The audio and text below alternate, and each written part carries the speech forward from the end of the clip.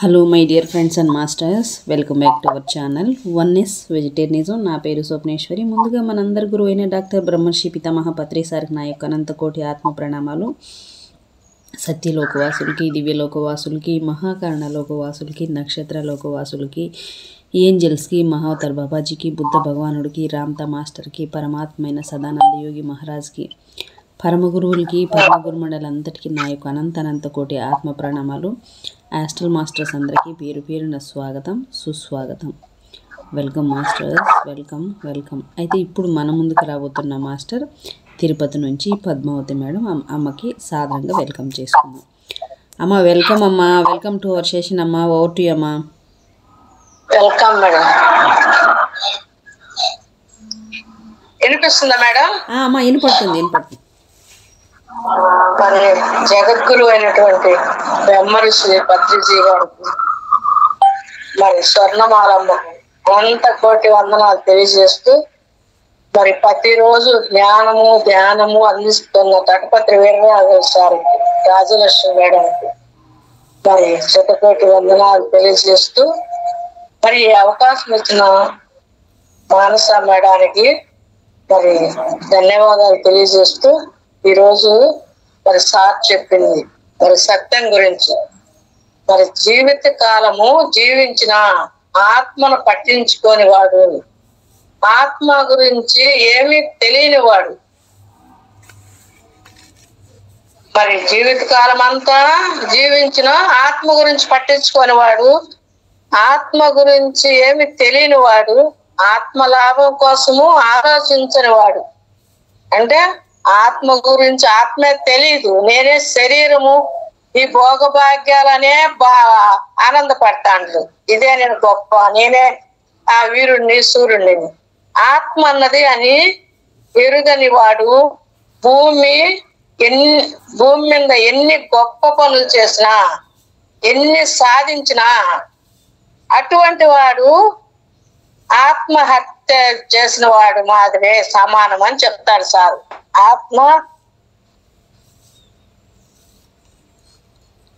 ఆత్మహత్యకు గురైన వాడని అంటే ఆత్మ గురించి తెలియని వాడు, మరి ఆత్మ లాభం పొందని వాడు, మరి భూమి మీద ఎన్ని గొప్ప పనులు చేసినా, ఎన్ని సాధించినా అటువంటి వాడు ఆత్మహత్యకుడు అంటారు అని సార్ ఈరోజు బాగా చెప్పినాడు మేడం. మరి ఈరోజు మరి సత్యం గురించి మరి ఈరోజు సత్యం గురించి తెలుసుకుందాం. ఈ సృష్టిలో సత్యము అసత్యము రెండు ఉన్నాయి. అసలు సత్యం అంటే ఏమిటి? సత్యం అంటే నిత్యమైనది. మరి నిత్యమైనది అంటే శాశ్వతమైనది. శాశ్వతమైనది అంటే ఎల్లప్పుడూ ఉండేది. మరి ఎల్లప్పుడూ ఉండేది మార్పు చెందనిది అంటే కాలాలు మారినా, యుగాలు మారనిది ఒకటే, మారకుండా ఉండాలి. మరి ఇలాంటి లక్షణాలు దేంతో ఉంటాయి? ఒకటి, అదే భగవంతుడు, ఆయన్నే ఆత్మ అంటారు. మరి సత్యం అన్నది నిత్యమైనది, నిత్యం అన్నది శాశ్వతమైనది అంటే ఎల్లప్పుడూ ఉండేది. మరి ఎల్లప్పుడూ ఉండేదంటే మార్పు చెందనిది అంటే కాలాలు మారినా, యుగాలు మారినా ఒకే రకంగా ఉండేది. సత్యం అనేది నిత్యంగా ఉండాలి, శాశ్వతంగా ఉండాలి, ఎల్లప్పుడూ ఉండాలి. మరి ఎల్లప్పుడూ ఉండాలి అంటే మార్పు చెందకుండా ఉండాలి. ఇంకా చెప్పాలంటే కాలాలు మారినా, యుగాలు మారకుండా ఉండాలి. ఇలాంటి లక్షణాలు దేంట్లో ఉంటాయంటే అదే భగవంతుడు అని ఆత్మ అంటారు. అందుచేత మరి భగవంతుడు అంటే ఆత్మ, అంటే ఆత్మ సత్యం అని తెలుసుకోవాలి. మరి ఆత్మ సత్యం అని తెలుసుకోవాలి. సృష్టిలో ఆత్మ తప్ప మరి సత్యమైనది ఏది లేదు. అంటే మనం తెలుసుకున్నాము. ముందే సత్యం అంటే నిత్యంగా ఉండేది, ఎల్లప్పుడు ఉండేది, శాశ్వతంగా ఉండేది అని తెలుసుకున్నాము. ఇప్పుడు మరి ఆత్మ తప్ప మరేమి అన్ని అసత్యాలే. ఎందుకంటే మిగతా అన్ని మరి శాశ్వతం ఉండవు, ఎల్లప్పుడూ ఉండవు. కనుక మనం అటువంటి వేదాల్లో సత్యమే జయతి అన్నారు, సత్యమే జయతి అన్నారు అని చెప్పబడింది. అంటే సత్యమే సృష్టి అంతా చెప్పబడింది, ఈ సత్యమే అని చెప్పబడి. అందుచేత మానవుడు ఎందులో జయం సాధించాలంటే మరి జయం పొందాలన్నా సత్యంలో జీవించవలసిందే. ఏమి సాధించాలన్నా ఏమి జయించాలన్నా సత్యంలోనే సాధించవలసిందే మానవుడు. మరి చాలా జయించాలి, దుఃఖాన్ని జయించాలి, అసత్యాన్ని జయించాలి, కష్టాన్ని జయించాలి, సమస్యలను జయించాలి. మరి ఇవన్నీ సత్యాన్ని ఆశ్రయించిన వారే, సత్యంలో మాట్లాడే వారే, సత్యంలో మరి సత్యంలోనే జీవించే వారే సాధించగలుగుతారు. అందుచేత మరి అందుకు మనకి సారు మేడం కూడా చెప్తూ ఉంటారు. అందుకే మనకు సారు మేడం చెప్తుంటారు, సత్యములో జీవించండి, మీరు మామూలు మనుషులు కాదు, సాధారణమైన మానవులు కాదు, మీకు ఎన్నో జన్మలు ఇంకా లేవు, తొందరలోనే మీరు ముక్తి మోక్షాన్ని పొందుతారు. మీరు సామాన్య మనుషులు కాదు, 350 జన్మాలు ఉంటేనే ఈ జూములకు వస్తారు, బీమారం రాగలుగుతారు, ఈ పొద్దున్నే జూములో వింటారు. మరి ఈ సత్యాన్ని పట్టుకోవాలంటే 350 జన్మాలు వస్తేనే వినాలని ఇష్టపడతారు అని చెప్తారు. మరి ఇంకేం చెప్తారు, ముక్తిని మోక్షాన్ని పొందుతారు. మరి ముక్తి మోక్షం తొందరలోనే పొందుతారు. ఇరుట్లోకి వచ్చినారు కాబట్టి ఇప్పుడు మనం ఎడకన పోతా అంటాం, రోడ్డు దగ్గరికి వచ్చిందంటే బస్సు వచ్చినట్టే బస్సు ఎక్కుతాము. అలానే ముక్తిని మోక్షాన్ని పొందుతూ ఉంటారు. సత్యంలో జీవించాలి, సత్యం పలకాలి. మరి ఈ రూట్లోకి వచ్చినప్పుడు సత్యమే పలకాలి, సత్యంలోనే ఉండాలి. అందుకని ఇవన్నీ సారు మేడం చెప్తూ ఉంటారు. అసత్యాన్ని ఆశ్రయించిన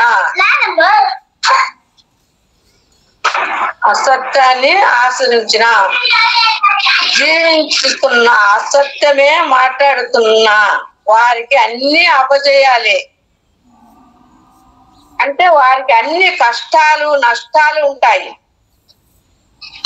మరి ఇప్పుడు మనము అసత్యం అంటే ఏమిటో తెలియాలి అంటే ముందు సత్యం అంటే ఏమిటో తెలుసుకోవాలి. సత్యం అంటే సాక్షాత్ భగవంతుని చెప్పుకున్నాము, ఆయన్నే ఆత్మ అంటాము. అంటే సత్యమే ఆత్మ, సత్యమే భగవంతుడు, సత్యమే మరి ఆయన. సత్యమే ఆయన. హిందువులు మహాత్ముడు పరబ్రహ్మ అంటారు మరి అని చెప్తారు. మరి ముస్లింలు అల్లా అని అంటారు. మరి క్రిస్టియన్స్ తండ్రి ఫాదరు అంటూ ఉంటారు. ఆది శంకరాచార్యులు బ్రహ్మ సత్యమే జగత్ నిత్యం అన్నారు. బ్రహ్మ సత్యం జగత్ నిత్యం అని అన్నారు. మరి ఆయన చెప్పిన దాన్ని బట్టి చూస్తే భగవంతుడు ఒక్కడే శాశ్వతమైన వాడు అని మనకు అర్థం అవుతుంది. మిగిలినదంతా అసత్యమే, అశాశ్వతమే అని అర్థమవుతుంది. మరి ఇవన్నీ సృష్టిలో అన్నీ ఉన్నాయి. సృష్టికర్త శాశ్వతం, సృష్టిలో ఉండేటన్ని అశాశ్వతమే అని చెప్తాడు. సృష్టిలో ఉండేటన్ని అశాశ్వతమైనటి అవి మనము చూసి మోసపోతున్నాము. మనం అయ్యే మనకు బలం అని కోరుకుంటున్నాము. ఎందుకు? నాది నాది నేను ఈడే ఉంటానని. మనం భూమి మీద పాఠాలు నేర్చుకొని వచ్చినాము. పాఠాలు అయిపోతాను వెళ్ళిపోతాం. ఇప్పుడు మేము భీమవరంకు ట్రైన్ ఎక్కుతాము. భీమవరం నాది ఇటుగా ఈ స్ట్రీటు ఈ నెంబర్ అంటాము. మరి భీమవరం వస్తాను దిగుతామా లేదా? మరి నాది అది. మన భూమి మీద కూడా అంతే.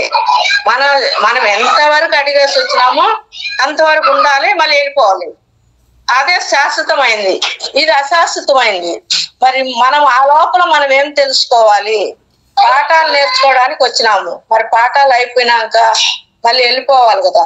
మరి మన ఆ లోపల మనం తెలుసుకోండేది ఎన్నో ఉన్నాయి. మరి మనం కానాపేనా సోనా అంటే మనం ఎందుకు వచ్చింది?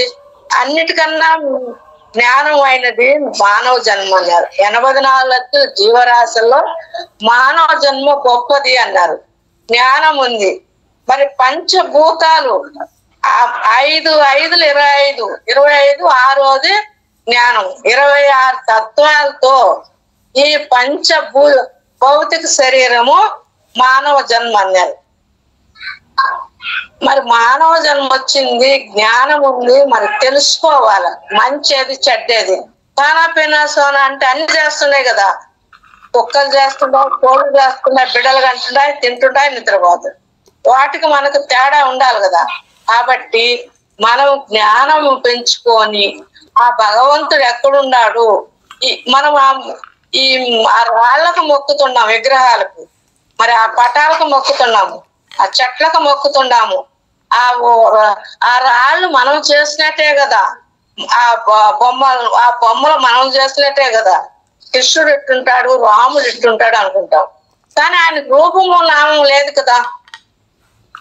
ఆయన ఇలా ఉంటాడని వీళ్ళకి ఏడు తెలుస్తుంది. ఆయన రూపనామాలు లేవు.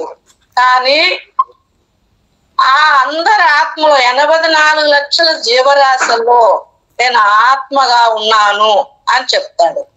మరి ఆయన ఇంకా ఏం చెప్తాడు? అహమాత్మ గుడాకేశ సర్వభూతాశయ స్థిత అహం ఆదిత్య మధ్యంస భూతానం ఏవోచ అంటే అర్జున, నేను అందరి ప్రాణాల్లో ఆత్మలో ఉన్నాను. మరి అందరికీ అందరినీ నేను చూసుకుంటున్నాను, ఎవరికి ఏ ఇబ్బంది లేకుండా. మరి ఆ బొమ్మలకు మొక్కుతున్నారు, నన్ను అనేది తెలియక అని ఆయన అంటాడు. మరి ఆ బొమ్మలకు మొక్కుతున్నారంటే బొమ్మలకు ఎంత మొక్కినా కూడా అసత్యమే కదా. దుఃఖంలోనే ఉంటాం కదా. మరి సత్యమైంది మొక్కితే మరి మనం పైకి పోగలుగుతాము. అసత్యాన్ని మొక్కితే పైకి పోగలుగుతాము. ఆ దుఃఖంలోనే ఆడే ఉండిపోతాము, ముందుకు పోలేము. అందుకని మరి మనము ఆ సత్యం అనేది తెలుసుకొని ముందుకు పోవాల. అప్పుడే మనం ఆ భగవంతుడు దగ్గర అవుతాము. ఆ భగవంతుడు అంటే ఎక్కడున్నాడు, మరి ఎలా చూడాలి అని మనం తెలుసుకోవాలి. మన జీవితంలోకి ఒక సద్గురు వచ్చిన తర్వాత తెలుస్తుంది, నువ్వు శరీరం కాదు ఆత్మని. అంతవరకు మనకు తెలియదు, అజ్ఞానంలో ఉంటాము. అజ్ఞానం అంటే చీకటి, జ్ఞానం అంటే వెలుగు. మరి ఆ జ్ఞానం వచ్చేంత వరకు పక్కన గురువు ఉన్నా కూడా మనకు తెలియదంట. మరి అప్పుడు ఆ తమో గుణంలో ఉన్నప్పుడు ఏమీ తెలియదు. ఆ తమో గుణంలో 150 జన్మాలు ఉంటాయి, రజో గుణంలో 150 జన్మాలు ఉంటాయి, సప్తగుణంలో 150 జన్మాలు, 350 జన్మాలు వచ్చి కనుక గురువు అంటే మనకు తెలియదు పక్కనున్నా కూడా. అప్పుడు గురువు మీద ప్రేమ ఉంటుంది. గురువు మనకు ఆ విద్య నేర్పిస్తాడు. మరి ఆ రజోగుణం ఉండబట్టే కదా ఇన్ని జ్ఞానం నేర్చుకొని రావణాసురుడు అంత బ్రహ్మజ్ఞాని అయ్యి కూడా మరి ఏమైనాడు? పతనమైనాడు. మరి లంక అంతా నాకు లంక ఉంది, నాకు బోధ ఉంది, నాకు బలం ఉంది అని ఆ ఈ ప్రపంచం ఉండేటన్ని నాదే అని కోరుకున్నాడు. మరి కోరుకొని సీతాదేవిని తెచ్చినాడు, పరాయశ్రీని నాదేనని. మరి ఏమైనాడు? పతనమైనాడు. అంటే ఆ గుణాల వల్లనే. మన మనసు మలినంలో ఉంటే గుణాలు సరిగ్గా ఉండవు, బుద్ధి వికసించదు. ఆ మలినంలో ఉన్నప్పుడు మనం ఏం మాట్లాడేది మనకే తెలియదు. ఆ ఆహార నియమాలు, అందుకని సారు మేడం ప్రతిరోజు చెప్తారు, ఆహార నియమాలు జాగ్రత్తగా ఉండాలి, ఆహార నియమాలు శుద్ధమైన శాశ్వత ఆహారం తినాలి, మరి ఆ సాధన చెయ్యాలి, అప్పుడే మనం ఎదగలుగుతాము అని చెప్తారు. మనం ఏడంటే ఆహారం తిని మనం ఏదంటే తిన్నామంటే ధ్యానం అవ్వదు. మరి ఆయన మాంసం తిని ఆ గుణాలు మారినాయి. ఇలాంటి రావణాసురుడు బ్రహ్మజ్ఞానం పొందినాడు, బ్రహ్మ పదవి పొందినాడు, అన్ని పొంది కూడా గుణాల వల్ల పతనం అయినాడు. మరి అది మనం దాని గురించి, రావణాసురుడు గురించి మనము మారాల. ఏ గుణంలో ఉంటే ఏది మనకు కలుగుతుంది అనేసి, మరి అలా మనము శాశ్వతమైన దాన్ని అర్థం అవుతుంది. అంటే ఇప్పుడు మనకి అర్థం అవుతుంది, ఆత్మ తప్ప మిగతా అన్ని అశాశ్వతమే అని అర్థమవుతుంది. మరి ఆత్మే శాశ్వతమైనది. మరి ఆత్మ అంటే ఏది, మరి దాన్ని ఎట్లు చేరుకోవాలి, వాటి గురించి మనం చెప్పుకుందాము. మరి మనకందరికి సారు మేడము చెప్తూ ఉంటారు, మానవుడు అంటే మూడు, అంటే శరీరము, మనస్సు, ఆత్మ. మరి ఆత్మ అంటే భగవంతుడు అని మనము తెలుసుకుంటున్నాము. మరి ఆత్మ అంటే మనం మరి కళ్ళు కనిపిస్తుంది, కనపడుతుంది అని దాని అనుభూతి మనం పొందుతున్నాము. ఎప్పుడైతే మనము ఎప్పుడైతే మనం సాధన తీవ్రంగా చేస్తామో, తీవ్రంగా చేస్తాము, అప్పుడు దాని అనుభూతి మనకు పొందుతాము. మరి మైక్ లో కరెంటు కనిపిస్తుందా? లేదు, కనపడదు. కానీ మైక్ పనిచేస్తుంది అంటే కరెంట్ ఉన్నట్లే కదా. ఆ విధంగానే మనము మాట్లాడుతున్నాము, మనం రోజు పనులు చేస్తున్నాము అంటే మనలో ఆత్మ ఉన్నట్లే, అంటే అసత్యము ఆత్మ ఉన్నట్టే.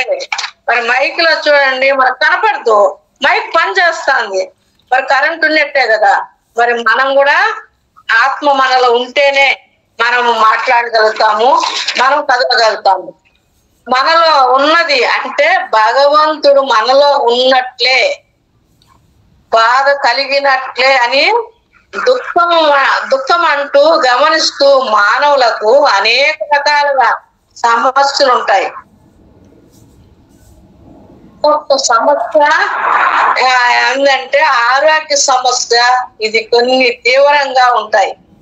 మరి రెండవది ఆర్థిక సమస్యలు, మరి మూడవది కుటుంబ సమస్యలు, మరి నాలుగవది సంసార సమస్యలు, ఐదవది ఇరుగు పొరుగు సమస్యలు, ఆరవది వృద్ధాప్య సమస్యలు, ఏడవది మరణాంత జీవిత సమస్యలు. మరి మానవుడు ఇలాంటి సమస్యల్లో బాధపడడానికి కారణం ఏమిటో అసలు ఎవరు ఆలోచించండి. ఎంతసేపు ఉన్నా నాకెందుకు కష్టాలు వచ్చింది అని అనుకుంటారు. మరి సమస్యలన్నీ దాటుకొని రావాలా, దుఃఖంలోంచి దాటుకు రావాలా, మరి ఈ సంసారంలోంచి దాటుకొని రావాలా, ఇరుగు పొరుగు వాళ్ళు దాటుకు రావాలా, వృద్ధాప్య సమస్యలు, ఇవన్నీ మరణాంత సమస్యలు, ఇవన్నీ దాటుకొని రావాలా. మరి ఎవరు ఆలోచించండి. ఎంతసేపు ఉన్నా నాకెందుకు ఈ కష్టాలు వచ్చింది, నాకెందుకు ఈ కష్టాలు వచ్చింది, ఇదే నీ వల్ల వచ్చింది, ఇది నా వల్ల వచ్చింది, నువ్వు ఉండబట్టి వచ్చింది అని, నువ్వు లేకపోతే నాకు ఎంత బాగుండు అనేవి చూస్తున్నారు. కానీ అసలు ఎందుకు వచ్చింది మాకు ఈ కష్టము, మానవులుగా కష్టాలు సమస్యలు ఎందుకు వస్తున్నాయి అనేది ఎవరు చూడరు. మరి మానవుడు ఇలాంటి సమస్యలను బాధపడడం కారణమేది ఇప్పుడు మనము తెలుసుకుందాము. అసలు అందరూ అసత్యములో జీవించడమే దీనికి ప్రత్యేక కారణం. అందరూ జీవించడమే ఎవరైతే బాధపడుతున్నారో వాళ్ళందరూ అసత్య జీవితంలో అసత్య జీవితాన్ని మనం చెప్పుకోవచ్చు. అంటే అసత్యాన్ని ఆచరించుతున్నారు. మరి కష్టాలు, ఈ నష్టాలు ఇవన్నీ ఎందుకు వచ్చినాయంటే అసత్యంలో జీవిస్తున్నారు. జీవిస్తున్న స్వేచ్ఛ చూపించడం లేదు. అంటే అసత్యాన్ని ఆచరిస్తున్న వారు అసత్యం పైన మోజు పెంచుకుంటున్నారు. అసత్యమే గొప్పది అనుకుంటున్నారు. మరి అసత్యంలో ఈ మోజు పెంచుకుంటున్నారు, అసత్యమే గొప్పది అనుకుంటున్నారు. మరి అసత్యం వెంటబడుతున్నారు. తెలుసుకోండి, అసత్యం వెంట పడినంత కాలము ఎవరు బ్రతుకైనా ఇంతే. అసత్యాన్ని పెంచుకున్నప్పుడు ఎవరు బతుకైనా ఇంతేను అంటారు. ఇప్పుడు చూడండి, చాలా మందికి అసత్యంలో మరి అసత్యంలో ఎట్లుండాలి అంటే అసత్యం పైన దానికి చిన్న ఎగ్జాంపుల్ మనం చెప్పుకోవచ్చు. చాలా మంది విగ్రహారాధన చేస్తూ ఉంటారండి. అంటే ఇప్పుడు నేను ఇక్కడ ఎందుకు చెప్తున్నాను అంటే ఇప్పుడు చాలా మంది ఏం చేస్తుంటారు అంటే విగ్రహాలు చూస్తూ ఉంటారు. ఎందుకంటే అందులో భగవంతుడు ఉన్నారని విగ్రహాలు చూస్తున్నారు. ఆ విగ్రహంలో భగవంతుడు ఉన్నాడు అని.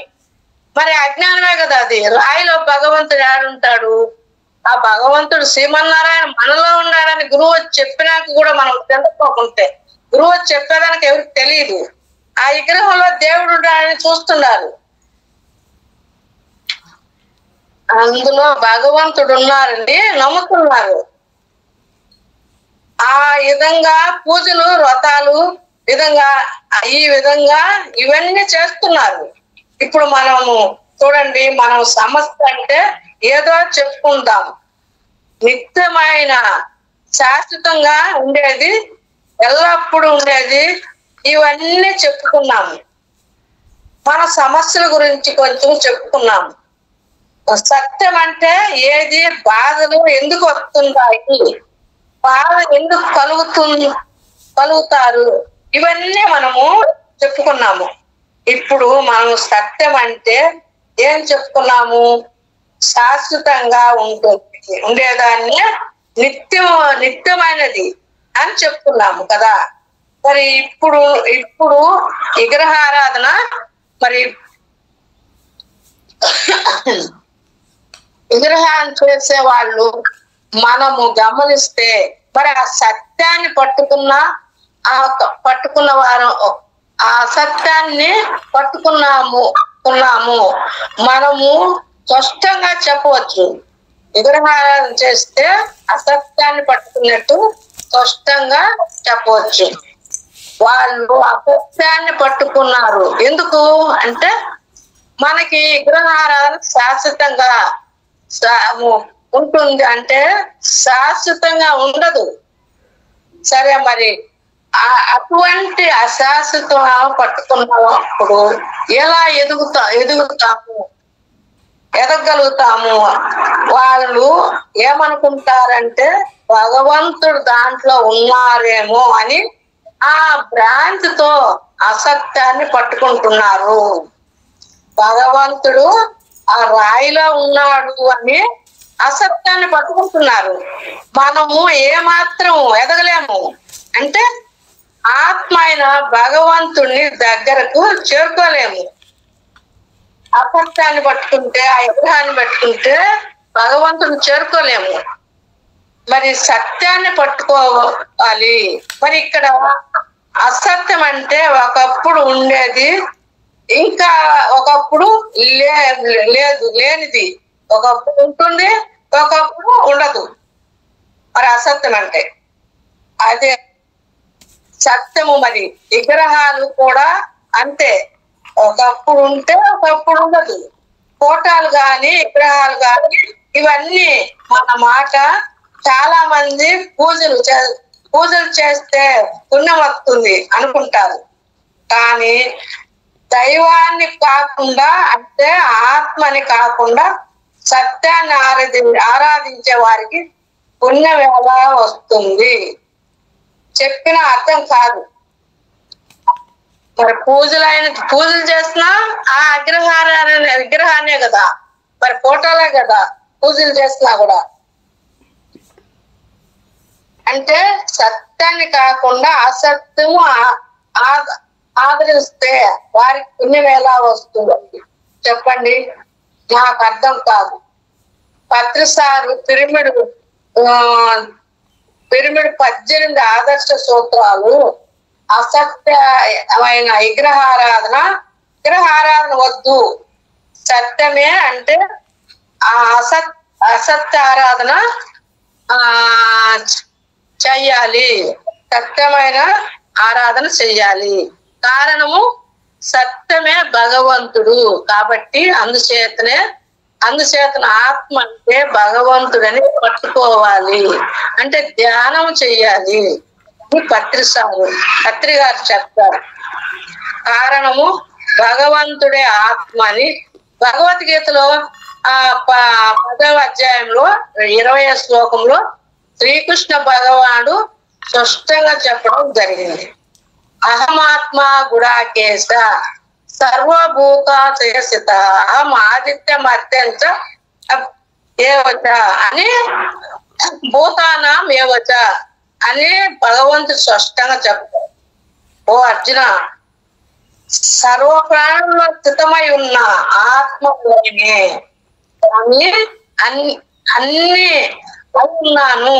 అంటే నేను ఆత్మరూపంలో అన్ని ప్రాణుల్లో ఉన్నాను అని సాక్షాత్ శ్రీకృష్ణ భగవాను వారే చెప్పారు. అందుచేత సత్యాన్ని ఆరాధించాలి అంటే ఆత్మను ఆరాధించాలి. మరి శరీరంలో ఉన్న ఆత్మను ఆరాధించాలంటే శరీరం లోపలికి వెళ్ళాలి. మన శరీరంలో ఉండే ఆత్మ ఆరాధించాలంటే ఎక్కడికి పోవాలా?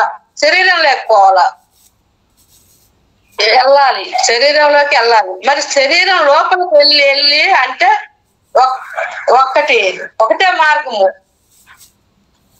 అందించే శ్వాసనున్న ధ్యాస. మరి భగవద్గీతలో సత్యాన్ని పట్టుకోమని చెప్పబడింది. అందుచేత ఎవరైతే ఆత్మను పట్టుకుంటారో వారే సాక్షాత్ భగవంతుని పట్టుకున్న వారు అవుతారు. వారు భగవంతుడిని పొందుతారు. దుఃఖం నుంచి శాశ్వతంగా బయటపడతారు. కష్టాల నుంచి శాశ్వతంగా బయటపడతారు. మరి అన్ని విషయాలు మరి దీన్ని అంటే ఈ శ్లోకము చూద్దాం. భగవద్గీత అయితే అని చెప్పబడింది. అంటే సత్యమే చేస్తున్నదని స్పష్టంగా చెప్పబడింది. అందుచేత మానవుడు ఇందులో విజయం సాధించాలంటే జయం పొందాలన్నా సత్యంలో జీవించవలసిందే. జయం సాధించాలన్నా జయం పొందాలన్నా సత్యంలో జీవించవలసిందే. మానవుడు చాలా జయించాలి.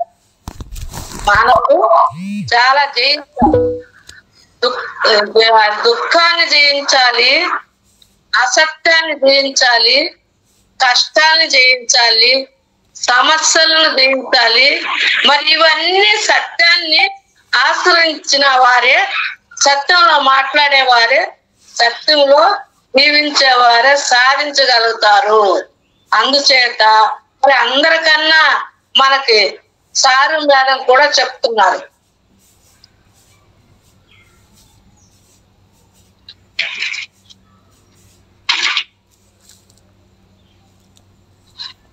మరి జూమ్ ఉపయోగించుకుంటూ మనం ఎంతో జ్ఞానము సాధన చేస్తూ సాత్వికమైన శాకాహారం తీసుకుంటూ మరి ఈ విధంగా ఇవన్నీ చేసినప్పుడే మనము సత్యాన్ని పట్టుకోగలుగుతాము, స్వేచ్ఛను పట్టుకున్న వాళ్ళు అవుతాము. మరి నేను కూడా ఇవన్నీ అర్థమైన తర్వాత ప్రతి నెల గురువారం వెళ్తున్నాను. మరి చూడు ఆహార నియమాలు మరి ఎంత జాగ్రత్తగా ఉండాలంటే సార్ ప్రతిరోజు ఆహార నియమాలు జాగ్రత్తగా ఉండాలా అని చెప్తానే ఉంటాడు. ఎందుకంటే ప్రతిరోజు మనము ఈ అద్దం ఉంది, దాన్ని తుడుచుకున్నా అంటే మురికుంటారు, మన ముఖం కనపడదు. అందువల్ల మనం ప్రతిరోజు అద్దము నీట్గా తుడుచుకుంటే మన ముఖం కనపడదు. రాజు ఏమన్నాడంటే ఈ ప్రపంచంలో ఉండే వస్తువులన్నిటి మీద ఎవరికైనా కావాలనో అది తీసుకోమన్నాడంట. అందరూ తలా ఒకటి తీసుకుంటున్నట్ట వాళ్ళకి నచ్చింది. మరి ఒక అమ్మాయి మరి రాజునే పట్టుకుంటే ఈ సృష్టిలో ఉండేటన్ని నా వస్తువు అవుతుంది కదా అని రాజును పట్టుకుందంట. అంటే ఆ రాజును అంటే భగవంతుని పట్టుకున్నట్టు. మిగతా వాళ్ళందరూ వాళ్ళకి నచ్చింది తీసుకుంటున్నారు. ఆ అమ్మాయి ఏం ఆలోచించిందంటే మరి రాజునే పట్టుకుంటే ఇవన్నీ నా సొంతం అవుతుంది కదా అని ఆలోచించి రాజుని పట్టుకున్నాను. అలా మనం కూడా భగవంతుని పట్టుకుంటే మనము ఏ కష్టాలు దుఃఖాలు అన్నిట్లో నుంచి బయటపడతాము అని తెలుసుకోవాలి. నేను కూడా ఇవన్నీ మరి భీమవరం ప్రతి నెల పోతేనే మనకు స్వేచ్ఛగా తెలుసుకుంటాం. ఎందుకంటే అక్కడ ఈడ చేయలేము, వండుకోవడం, తినడము, కడుక్కోవడము ఇదే ఉంటది. మరి అక్కడ ఇంట్లో పెట్టి తినడమే కదా. మరి ప్రతిరోజు 10 గంటలు ధ్యానం చేస్తాం 3 రోజులు. అందువల్ల మనకు అక్కడ బాగా కుదురుతుంది. కొంతమంది రాత్రులు కూడా అక్కడే ఉండి చేస్తామంటున్నారు 2 రోజులు ఎక్కువ పెట్టుకొని. కానీ అంత సాధన మరి చేస్తా ఉండరు, అంత ఎదుగుతున్నారు. మరి రోజుకు రోజు జూమ్ పాల్గొన్న ఎన్నో అపూరకమైన విషయాలు తెలుసుకుంటున్నాము ఈ జూమ్ లో పాల్గొని. పొద్దున్నే జూమ్ లో చాలా చక్కగా ఆయన సారు బాగా చెప్తున్నాడు. జూమ్ లో పాల్గొని భీమవరం పోతే మనం ఏదైనా కూడా ఎదగలుగుతాము. పొద్దున మార్నింగ్ జూమ్ లో వినాల. మరి 3 గంటలకులే స్నానం చేసి 4 గంటలు ధ్యానంలో కూర్చొని 6:30 వరకు ధ్యానం చేయాలి.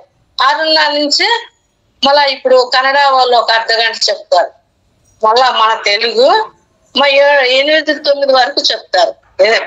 ఆ జూమ్ లో అన్ని సత్యాన్ని గురించే, ఆ భగవంతుని గురించే మంచి క్లాస్ చెప్తారు సార్.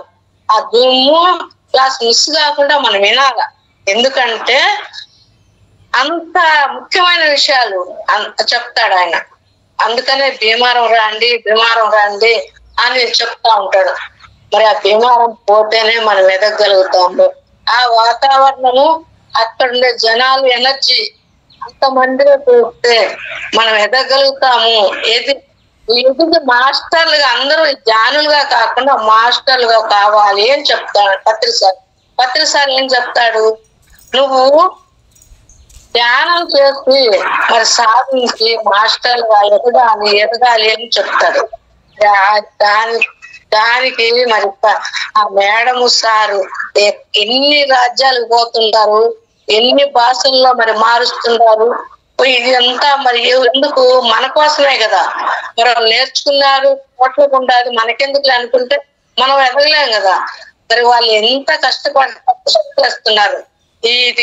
ఇది సాధించాలా, అందరూ నేర్చుకోవాలా, రండి భీమవరం అని. అందుకని ఆ భీమవరం పోతేనే మనం ఏమైనా నేర్చుకోగలుగుతాం.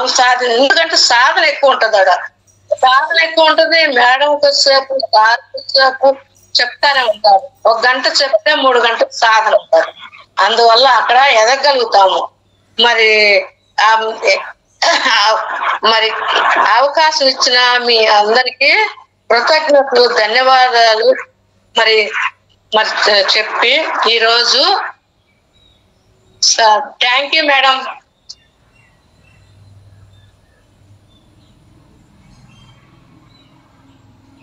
నా టైం ఉంది మేడం, 5 నిమిషాలు.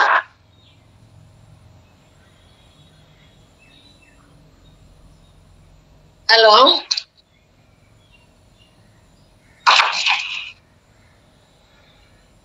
హలో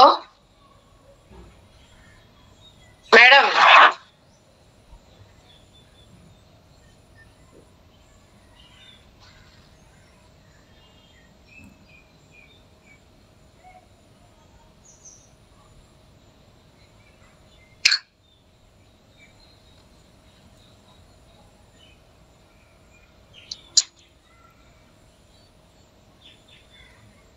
హలో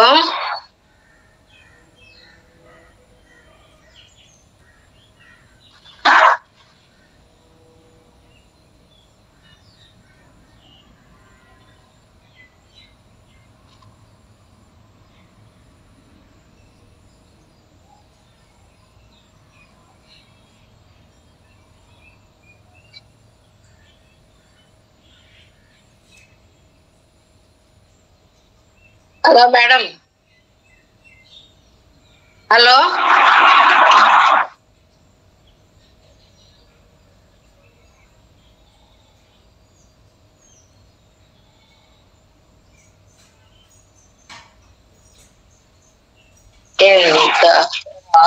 హలో అమ్మా. ఓ thank you madam. Thank you అమ్మా. థ్యాంక్ యూ సో మచ్ అమ్మా. మీకు నా యొక్క హృదయపూర్వకమైన కృతజ్ఞతలు. మరొక్కసారి మనందరి గురువైన జగద్గురువుకి, సమస్త గురుమండలికి నా యొక్క అనంత కోటి ఆత్మ ప్రణామాలు. Thank you so much. Thank you అమ్మా. Thank you.